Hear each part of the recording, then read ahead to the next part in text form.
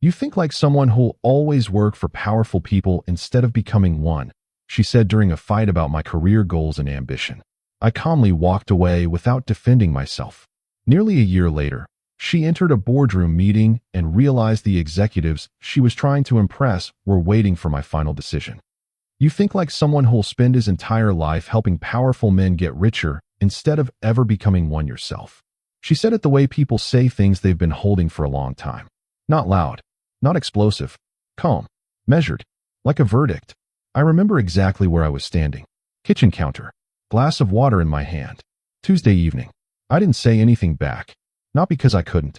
Because something in her voice told me arguing would only prove her right about something she hadn't said yet.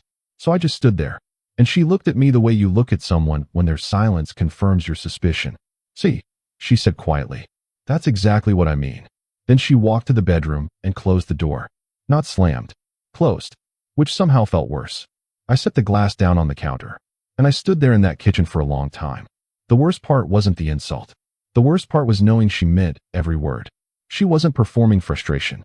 She wasn't trying to hurt me strategically. She genuinely believed it. And that belief had probably been building for months before she finally said it out loud. I didn't know it then. But that Tuesday evening in that kitchen was the beginning of the end of 4 years. And less than 12 months later, she would walk into a boardroom on the 43rd floor of a midtown office building and stop moving when she saw who was sitting at the head of the table. But I'm getting ahead of myself. If you enjoy real stories like this, subscribe, because what happened next changed everything for me. I was 29 at the time. We'd been together almost 4 years. I worked in private infrastructure consulting, the kind of work most people can't explain at dinner parties, which Vanessa found deeply frustrating. She worked in corporate branding. She loved people who looked powerful the moment they entered a room. Tailored suits, confident handshakes, names that showed up in business coverage. She wasn't shallow. That's the thing I want to be clear about. She wasn't shallow. She was ambitious. And somewhere along the way, she decided that my particular brand of ambition didn't look like ambition at all. The first time I noticed the shift, we were at a dinner party hosted by one of her colleagues. A guy named Marcus. Marcus worked in investment banking. He talked loudly. He laughed loudly. He had opinions about everything and delivered them like he was addressing shareholders. Vanessa lit up around him. Not in a romantic way, at least not that I could prove, but in the way she lit up around people who performed success comfortably. On the drive home, she said, Marcus just has this energy, like he knows exactly where he's going. I didn't respond. She glanced at me. You're not curious about that? About what? About why some people just carry themselves differently. I looked at the road. I think about it, I said. She turned back toward her window. You just never show it. That comment stayed with me longer than she probably intended. Not because it hurt, because I recognized it as the first version of the thing she'd eventually say directly in that kitchen. Here's what Vanessa didn't know. At that point, I had been quietly working on something for almost 18 months. Not a side hustle, not a passion project, something structural. I'd spent the first 6 years of my career learning how infrastructure deals actually moved. Not the surface level, the actual mechanics. Who controlled capital allocation? Who had the relationships that converted proposals into signed agreements? How ownership was structured when public money mixed with private execution. Most of my peers wanted to move laterally into visible roles. Director titles, speaking panels, LinkedIn announcements. I wasn't interested in any of that. I was interested in leverage. Specifically, the kind of leverage that doesn't announce itself. My mentor, a man named Gerald who had quietly built and exited 3 firms before I was 25, told me something early in my career that I never forgot. He said, the loudest person in the room almost never controls it. I took that seriously. Maybe too seriously, as far as Vanessa was concerned. The comparisons started gradually. First it was Marcus. Then it was a guy named Devin who she knew from a previous job. Devin had started a startup. It was failing. I could tell from the way the numbers were described every time she brought him up, but it had funding. And having funding, in Vanessa's world, meant Devin was doing something. Devin just went and did it, she said one evening. He didn't overthink it. He also burned through $800,000 in 14 months, I said. She looked at me. How do you even know that? I pay attention. To the wrong things, she said. I let that sit. Because the thing was, I didn't think she was entirely wrong. Devin had done something I hadn't done yet. He'd made a visible move. He'd announced himself. The fact that the underlying fundamentals were weak didn't change how it looked from the outside. And Vanessa cared about how things looked. Not because she was vain, because she understood that perception precedes reality in most professional environments. She wasn't wrong about that either. What she didn't understand was that I was playing a different game entirely. Around this time, something happened that I didn't tell her about.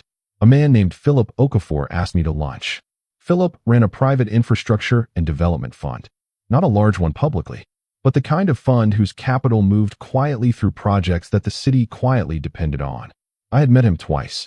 Once at a conference where I gave a small presentation. Once at a dinner where I barely spoke. He remembered me from both. He said, "I've been watching how you approach problems.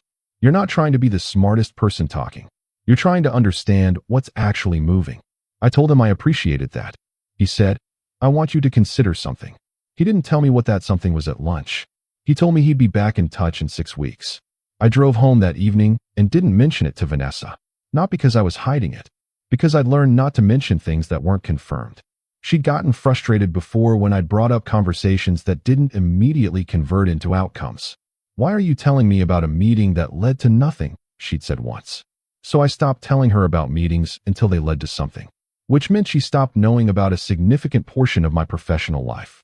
Which, in hindsight, probably accelerated her conclusion that I wasn't going anywhere.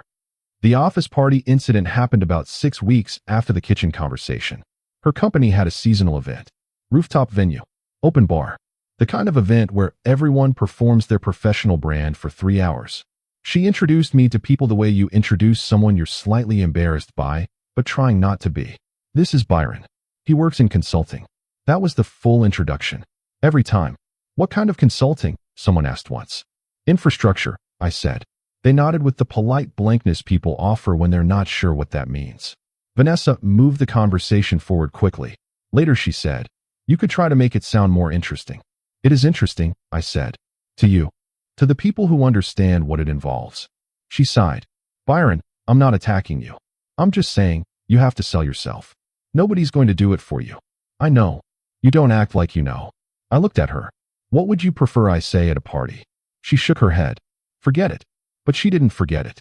She brought it up again 3 days later. Different framing. Same conclusion. That I wasn't doing enough to be seen. Philip called on a Thursday, exactly 6 weeks after our lunch.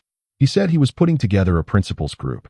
A small number of people, 5, possibly 6, who would co-own an infrastructure investment vehicle. Not as employees. As equity holders. He said he'd been watching the field for 2 years, and I was one of 4 people he was approaching directly. He said he needed an answer in 30 days. I told him I'd call him back within the week. I sat with it for 4 days. Then I said yes. I still didn't tell Vanessa. Not because I was protecting a secret. Because I knew what she'd say. She'd want to know the financials. She'd want to know the timeline. She'd want to know who else was involved and whether they were names she recognized. And the honest answer was, the timeline was long, the names weren't famous yet, and the financial upside was entirely backloaded. It looked like nothing from the outside. For at least another 18 months, it would look like nothing. That was the whole point. The last 3 months of our relationship had a particular texture to them. It's hard to describe. It wasn't constant fighting. It was constant exhaustion. Like 2 people who had stopped sharing the same assumptions about what a good future looked like. She started spending more time with a group of people I didn't know well. A few of them worked in finance. One was a senior creative director somewhere. She'd come home from dinners with them energized in a way she no longer seemed to be with me. I noticed. I didn't say anything for a long time. Then one night I said, "I feel like you've been somewhere else for a few months." She was quiet. Then she said, "I think I've been trying to figure out if I see a real future with us." I looked at her. "What does that mean?" "It means I love you," she said. "But love doesn't fix everything." "What needs fixing?" She was quiet again. Then, "I don't know if you want enough, Byron." "I want plenty." "Not loudly enough," she said. "Not in ways I can see." I sat with that. "You want me to want things loudly. I want to feel like I'm with someone who's building something." "I am building something." "What?" she asked. "What are you building?" "Because I've been with you almost 4 years and I can't point to a single thing and say, that's his." That sentence landed somewhere deep.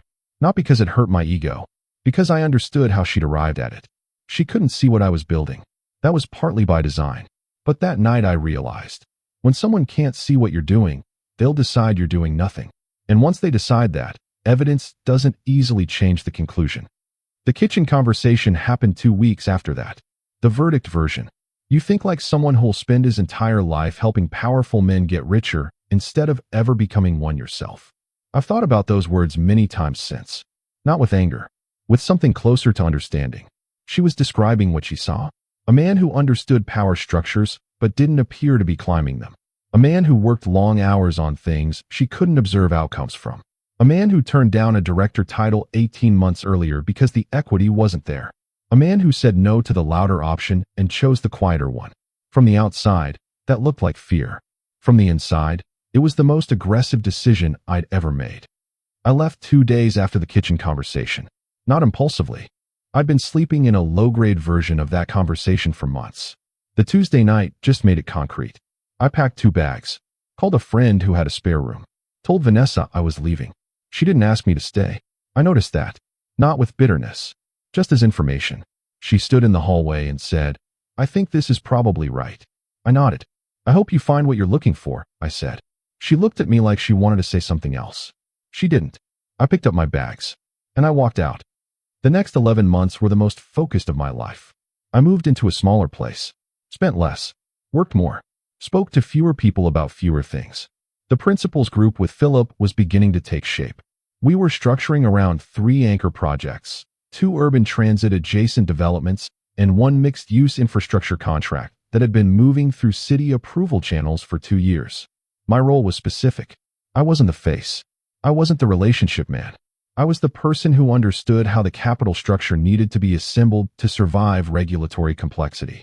That's a very unglamorous way to describe something that eventually becomes very consequential. No one was writing about us.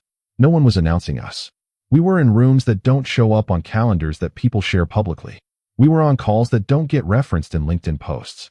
We were doing the kind of work that is entirely invisible until suddenly it isn't. By month 7, something had shifted internally for me. I wasn't thinking about Vanessa. Not in the obsessive way that people think about people after long relationships end. The end had been too long in coming. When something finally lands after circling for months, there's a particular kind of relief. Not happiness. Relief. Like setting something heavy down. I focused on what was in front of me. The work. The structure. The slow accumulation of leverage. Philip called me one morning and said the timing had moved up. One of our anchor projects had cleared a significant approval hurdle. A city infrastructure committee had greenlit a component we'd been waiting on for 8 months. Which meant our capital vehicle was now active in a real sense. Which meant I was now, technically, a principal in an infrastructure fund with real operating assets. The number attached to my equity position was not small. I sat with that for a while. Then I called my mother. Then I went back to work. 2 months later, a meeting was scheduled. A corporate branding firm had been engaged to handle the communications architecture for one of our projects. These things happen at a certain stage. Outside firms are brought in to manage public-facing identity. I didn't choose the firm. Philip's team coordinated with the project lead. The name of the firm didn't mean anything to me when I first saw it in the calendar invite. A Monday, 10th floor of our building. Principals and select senior staff from the branding agency. I arrived before everyone else. That was a habit I developed over the years. Gerald had told me once, the first person in the room sets its temperature. I sat at the head of the table. Not because I was the most senior person from our group, but because Philip had made it clear that this particular phase of the project fell under my operational scope. The decisions made in this meeting would require my sign-off. People filtered in. Our team, 2 project directors, a legal representative. The branding team arrived as a group. For people, a senior account lead, a strategist, a junior creative, and one more person behind them who I didn't immediately register because I was reviewing something on the page in front of me. I heard the chair scrape. I looked up. She was already looking at me. Vanessa, standing inside the doorway of a boardroom on the 43rd floor, looking at the table, looking at where I was sitting, looking at the people positioned around me. Her expression didn't collapse dramatically. She was too composed for that. But there was a half second, maybe less, where everything she thought she understood about a situation reorganized itself at once. I watched it happen. The way you watch something that you didn't plan for and can't fully prepare for even if you had. I kept my face neutral. Not cold. Neutral. She found her chair on the opposite side of the table. Settled. Put her materials in front of her. And didn't look at me again for the first 4 minutes of the meeting. The meeting began the way those meetings begin. Introductions around the table. When it came to me, I said my name and my role. Byron. I'm a principal at the fund, and I'm overseeing the operational and communications framework for this phase. Brief. No performance. The senior account lead from the branding team said they were excited to be involved and looked forward to aligning on strategy. I nodded. Let's get into it, I said. 20 minutes in, a question arose about the scope of the branding mandate. There was a directional disagreement between what the project directors wanted and what the branding team had proposed. The room looked to me, not to Philip's representative, not to the legal team, to me. I listened to both sides. I asked 2 questions. Then I said, we'll go with the narrower scope for phase 1 with a built-in review point at 60 days. If the metrics support expansion, we revisit. The project directors nodded. The account lead said, understood. The room moved forward. I didn't look at Vanessa during that exchange, but I was aware that she was looking at me. The meeting ran 40 minutes. At the end, people gathered materials and began breaking into smaller conversations. The account lead approached me with a follow-up question about scheduling. I answered it. Then I became aware of someone standing slightly back, waiting. I finished with the account lead. Looked up. Vanessa, standing at a professional distance. Composed. Byron. Vanessa. She held herself very carefully. I didn't know you were involved with this project. It's been coming together for a while. She nodded slowly. A pause. You're a principal. Yes. Another pause. She seemed to be choosing something. I think I may have misunderstood what you were doing. I looked at her for a moment. It was hard to see from where you were standing, I said. Not cruelly. Just honestly. She absorbed that. Yeah, she said quietly. I think that's right. I nodded once. It's good work you're bringing to this. The proposal was strong. She looked like she wanted to say something else. 3 or 4 things, maybe. I could see them moving behind her eyes. But the setting didn't allow for them, and I wasn't going to create space for them here. Looking forward to the collaboration, I said. Then I turned back to my materials. She left with her team a few minutes later. I stayed to finish a conversation with one of the project directors. When I finally walked out to the elevator bank, the branding team was already gone. I pressed the button. The elevator arrived. I stepped in. I found out later from someone in the project office that Vanessa had asked who the principals were before the meeting. She'd been given a list. My name was on it. She'd apparently assumed it was a different Byron. A common enough name. An easy enough assumption to make when you've already decided someone isn't going to end up in a certain kind of room. I thought about her on the drive home. Not with triumph. Not with bitterness. With something quiet. The way you think about a chapter that ended the way it was always going to end. She hadn't been wrong about everything. I did spend years close to powerful people. What she'd missed was that I was doing it with a specific intention. Not to stay close. To understand. To learn the architecture before I built my own. That's not thinking small. That's thinking longer than most people are willing to. A few weeks later, a mutual connection mentioned that Vanessa had been asking questions. About the fund. About the projects. About my role specifically. I didn't respond to that. There was nothing to respond to. The version of me she tried to understand was already something she'd walked away from. The version that existed now wasn't something she'd shaped or contributed to. It had been built in the space she left behind. Gerald met me for coffee around this time. He didn't know about Vanessa. He didn't know about the meeting. We talked about the fund, the next phase, the landscape. At the end of it, he said, "You've been very patient." "I learned from the right people," I said. He smiled. The patient ones always seem like they're going nowhere right until they're somewhere everyone else is trying to get to. I thought about that on the walk back. There are things I understand now that I didn't understand fully when I was standing in that kitchen. About how people read stillness. How discipline looks like passivity when someone expects aggression. How building quietly looks like not building at all. And how the most consequential rooms you'll ever sit in are the ones nobody talked about getting you into. I didn't become powerful because I chased power. I became powerful because I spent years understanding what power actually required. And then I assembled those things quietly, without announcing them, without performing them, without needing anyone to confirm they were real before they were ready. The project moved forward. The fund continued to expand. Other rooms, other meetings, other decisions. My name showing up in places it hadn't shown up before. Not loudly, just there. The way a foundation is there. Invisible until the building rises. She called once. 3 months after the boardroom. I saw her name on the screen. I let it ring. She didn't leave a voicemail. I put my phone down and went back to work. The last thing I heard through the mutual connection was that she'd been doing well. New project. Strong work. I was genuinely glad. Vanessa was talented. She'd understood things about professional visibility and perception that I'd underestimated. She just hadn't been right about me. And somewhere in those months since the meeting, I think she'd finally realized that. Not because I told her. Not because I made a point of it. But because the room had shown her something my silence never could. I don't think about that kitchen conversation often anymore. But when I do, I don't feel the sting of it. I feel something closer to gratitude. Because she said the thing that needed to be said. She named the version of me she saw. And without meaning to, she gave me the clearest possible picture of what I was working against. Not the world. Not the system. Not powerful men. Just the assumption that calm means static. That patience means passive. That invisible means absent. I sit at a lot of tables now. Different rooms. Different cities. People deferred to. Decisions expected. I don't perform any of it. I don't need to. The room already knows. By the time she walked through that door and understood what she was looking at, I had already stopped needing her to believe in me.